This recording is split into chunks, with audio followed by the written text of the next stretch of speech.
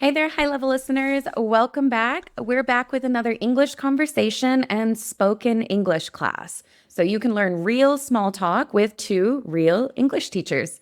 Today, let's make some friends and get to know people a little bit better. If you're practicing speaking English more fluently at home, you can shadow and practice with us. Yes, absolutely. Hi, everyone. Thanks for joining us here on High Level Listening.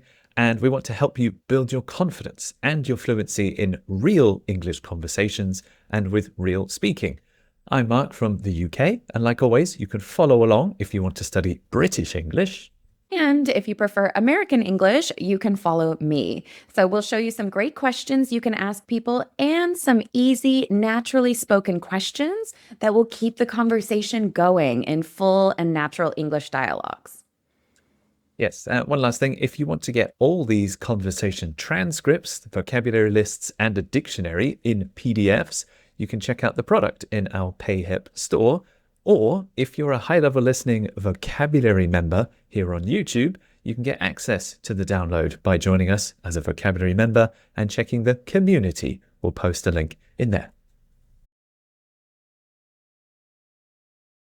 Okay, so let's hear our first conversation. You're talking to a coworker or a colleague at work, and you want to get to know them a little bit better. Maybe this is during your lunch break, or you're at a work event, or maybe after work drinks. So I'll start the conversation. So, Mark, what do you usually do outside of work? I actually run a small baking business from home on the weekends. No way, really? Oh, that's really interesting. How did you get into that? Well, it started as a hobby during lockdown, and then friends began placing orders. That's great. Do you still enjoy it even now that it's a business? Yeah, maybe even more now, especially when people come back for more. That's really cool. That must keep you super busy. So let's go through it line by line so we can help you with some of these phrases. This would be a good time to practice your spoken English because you can repeat after me, and I'll go a little bit slower. The first line. So, what do you usually do outside of work?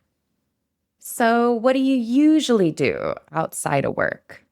This is a good question to kind of get to know somebody a little bit better outside of work. Because if I say, what do you usually do? It sounds like what? I type on the computer, I go to meetings, I network. Oh, I meant outside of work, right? So that's a good question to ask. The response was, I actually run a small baking business from home on the weekends. So, yes, I'm telling Kat what I do that is not my regular job. I think that maybe this is surprising or interesting. So, I actually run a small baking business. Maybe, again, I think that's not what Kat would expect, or maybe it's a little bit unusual. So if you have a funny or an interesting story, actually, I actually run a small baking business from home on the weekends. And because Mark used the word actually, I'm kind of hearing for something. And then, oh, that is interesting. No way, really? So this shows that I'm interested in Mark's conversation. No way, really? Really? That's a good way to show that I'm listening to Mark and I'm interested. And then on top of that, no way, really? That's really interesting. Now, sometimes we say interesting, or we can say interesting. That's really interesting. Now, I want to keep the conversation going. How did you get into that? This is a very simple way to say, how did you start doing that? How did you get into that? How did you get into that? Well, it started as a hobby during lockdown, and then friends began placing orders. So Kat asked, how did you get into that? How did you start? It started, or the business, the idea started as a hobby. So I only did it for fun. And it started during lockdown. Lockdown is that COVID period where you couldn't go outside. And then friends began placing orders. Placing orders, they started ordering. They wanted more of my cookies, pastries, bread, the things I sell. That's great. Do you still enjoy it even now that it's a business? This is kind of a good conversational topic because I feel like our generation, we always want to make money. So sometimes we turn our passions or our hobbies into a money-making machine. So I would say, wow, that's great. Again, I'm hearing what you're saying. I'm listening, right? Oh, that's great. Do you still enjoy it? Do you still enjoy it? So if someone likes painting and starts to sell their paintings, or if someone does some video editing for fun and then turns it into a job, do you still enjoy it even now that it's a business?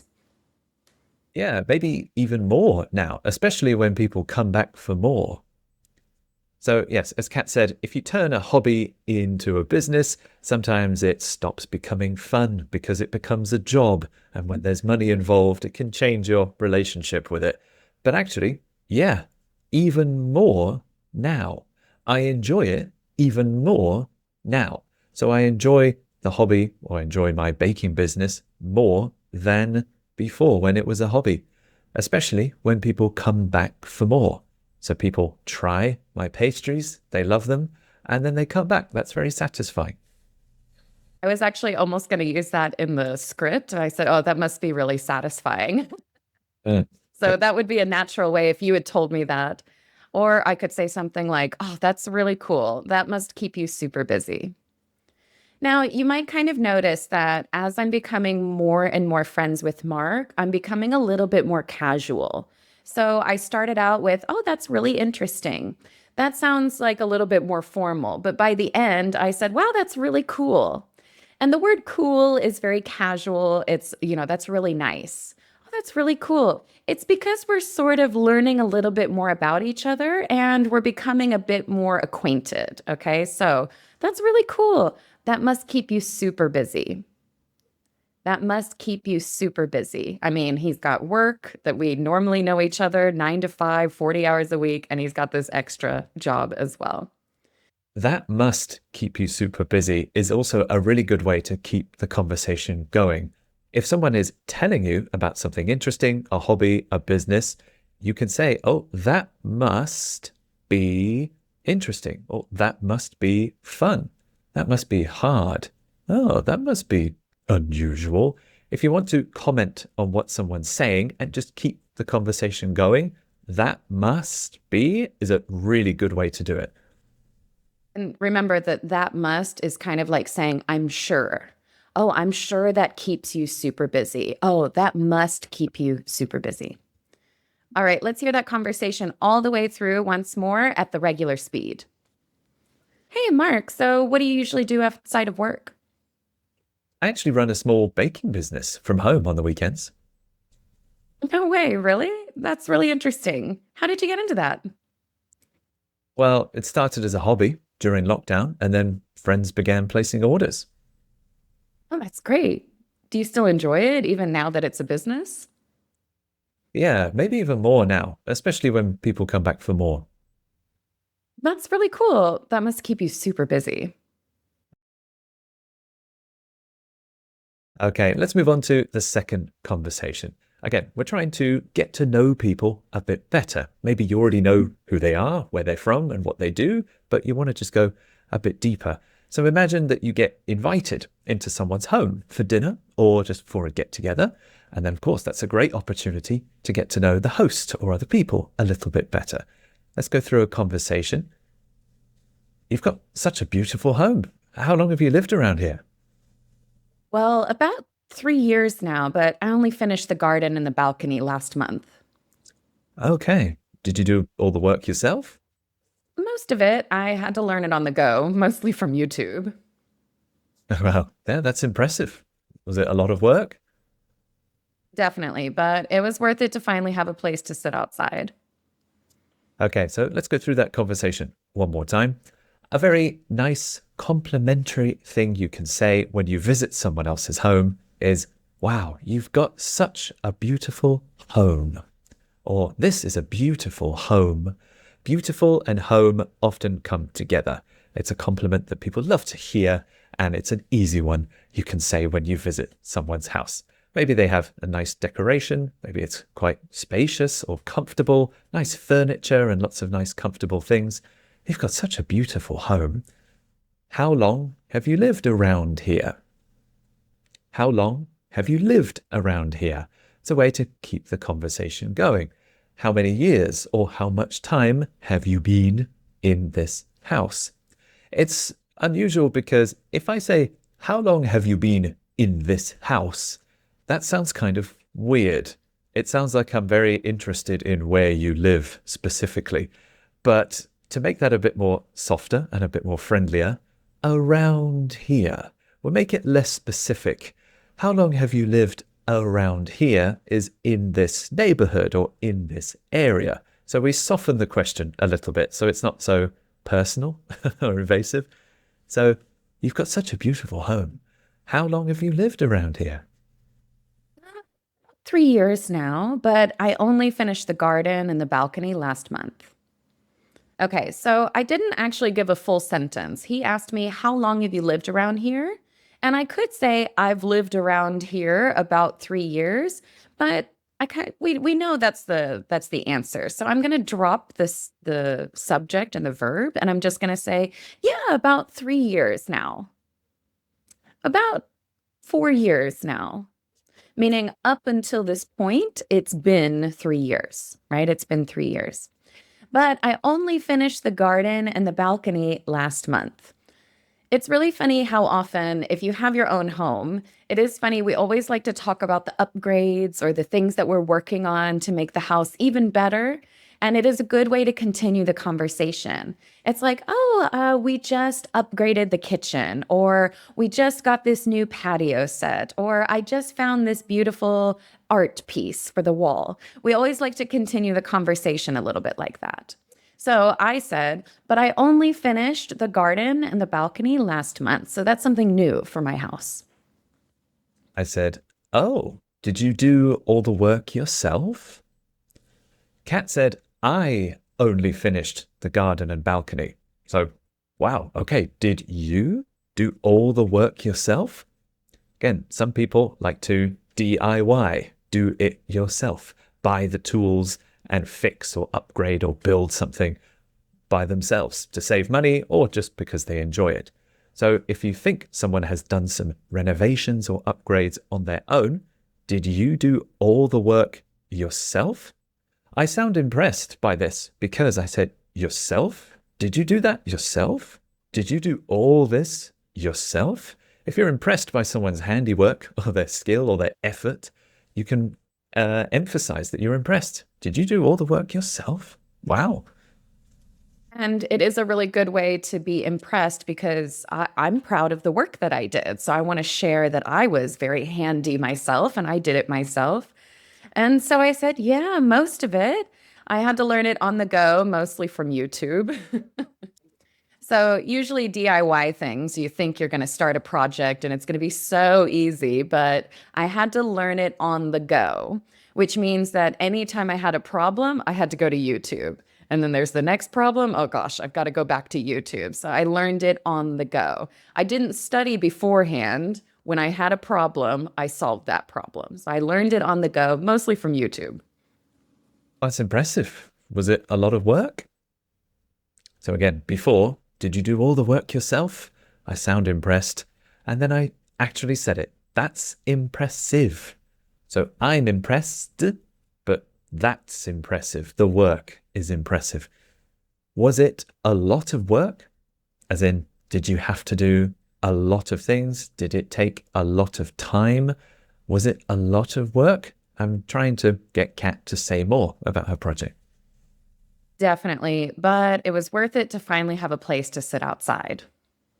Okay, so I am kind of leading into kind of the end of the conversation, but we could probably still pick it up. It was worth it. So, was it a lot of work? Yes, but it was worth it. Meaning all that work, I got a good reward, right? It was worth it to finally have a place to sit outside. If Mark wanted to continue this conversation, he's like, oh, I absolutely love it. It's so nice out here. And you would just kind of keep talking like that. So that would be very interesting. So we'll go through the conversation once more. You've got such a beautiful home. How long have you lived around here? About 3 years now, but I only finished the garden and the balcony last month. Oh, wow. Okay. Did you do all the work yourself? Most of it. I had to learn a lot on the go, mostly from YouTube. Wow, that's impressive. Was it a lot of work? Definitely, but it was worth it to finally have a place to sit outside. All right. So, the last conversation that we have is a good way to talk about your hobbies and your interests, especially if you're taking a class together or someone is talking to you about their hobbies. Now, this one is going to be Mark and I are at a painting class. Now, this might be new for both of us, or it's our second or third painting class, and we keep seeing each other. So, I say to Mark, "So, what got you into painting?" I guess I just needed something to switch off from work. Yeah, that makes sense. Is it something you do every day? I wish. I usually just find time on the weekends, if that. Yeah, fair enough. What kind of stuff do you usually paint? Mostly landscapes, though I'm not very good at trees yet. All right. So it's kind of interesting because Mark's not really giving me a lot to go on. So I keep asking questions, trying to get more I'm out of busy. him, I'm right? in the So middle of painting. yeah, exactly. So that's okay though. Let's start with the first question. What got you into painting? Meaning, how did you start liking painting? What got you into painting? You could say, what got you into exercise, or what got you into cycling, or what got you into healthy eating. So you can use this for almost any hobby, any interest. And it's a very good way to ask, how did you start doing that? That's so interesting. What got you into painting? I guess I needed something to switch off from work. I guess so. Maybe I haven't really thought about it, or maybe no one's asked me that before. I guess I needed something to switch off from work. To switch off means I can clear my mind and don't think about it. Maybe my job or my work is really busy and hectic, but painting is relaxing and calming, and I'm not thinking about work while I'm painting. So I just need something to switch off from work. That makes sense. Is it something you do every day? So I'm agreeing with Mark. That makes sense, meaning I understand. That's logical. That makes sense. Is it something you do every day? A lot of people, when they do their hobbies, they might want to do it or they're very good at it. So maybe you think, oh, is it something you do every day? I wish. I usually just find time on the weekends, if that. So I wish. Yeah, so I don't do it every day, unfortunately, but I wish. I wish I could. I wish I could paint every day. But I usually just find time on the weekends. Like, find time. Maybe I have to schedule it, or I have to stop or avoid doing other things to make time on the weekends, if that. So sometimes there are weekends where I can't do it. Maybe some weekends I'm still busy doing errands or taking care of family. So I usually just find time on the weekends, if that. Fair enough. What kind of stuff do you usually paint? So Mark is giving me a little bit more. So I'm still interested. So I'm kind of saying these phrases that make sense, fair enough. These are a little bit more neutral. So I'm not like impressed by his answers and I'm not giving him really positive feedback. Oh, fair enough. Fair enough is a good way to say that Mark kind of gave me a little bit of a negative answer. Oh, I usually find the time on the weekends, if that, right? He's disappointed he doesn't have enough time. So I just said, fair enough. It's kind of similar to that makes sense or I understand. It's, oh, I know how you feel. I understand. That happens. We get busy, like you said. Fair enough. What kind of stuff do you usually paint?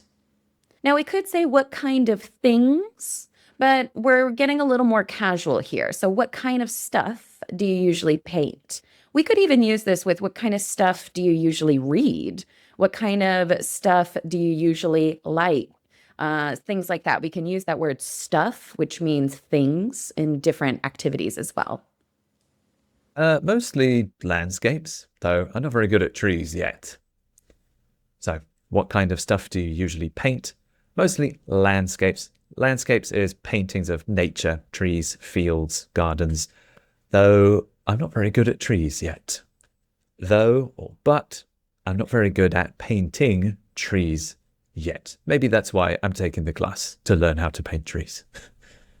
All right, so let's go ahead and listen to the conversation once more. So, Mark, what got you into painting? I guess I needed something to switch off from work. Oh, that makes sense. Is it something you do every day? Oh, I wish. I usually just find time on the weekends, if that. Oh, fair enough. What kind of stuff do you usually paint? Mostly landscapes, though I'm not very good at trees yet. Okay, so we've got some extra phrases for you guys after all of the dialogues. This just might help you to have a little bit of a list in case you want to get to know people better, keep the conversation going. So, what do you usually do outside of work? How long have you lived around here? So, what got you into painting? Have you been doing this for a long time? Have you been coming here for a long time? Next, we have a list of follow-up questions. These are questions you can ask to keep the conversation going and keep going deeper into a hobby or an activity. So you could start the conversation and then ask, how did you get into that? A similar question, but with a little bit of different grammar. What got you into that? Was it hard to get the hang of it? Was it a lot of work? Did you do all the work by yourself? Is it something you do every day? Would you recommend it? What kind of stuff do you usually bake? All right, so there you go. Some friendly, natural small talk conversations and a great list of questions that you can ask people in English the next time you want to get to know someone better. Yes, so tell us in the comments below which questions were new for you, or were there any that you liked the most, or have you used any of these before? We read and reply to every single comment we get here on YouTube, so get in touch. And there's two ways for you guys to get all of these dialogues. You can check out our PayHip store in the link below, and that gives you all the phrases from all of our small talk conversations.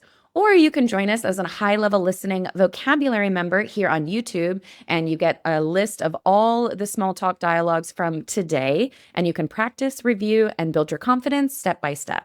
Thanks so much, everybody. We'll see you again very soon for another episode here on High Level Listening. Bye-bye.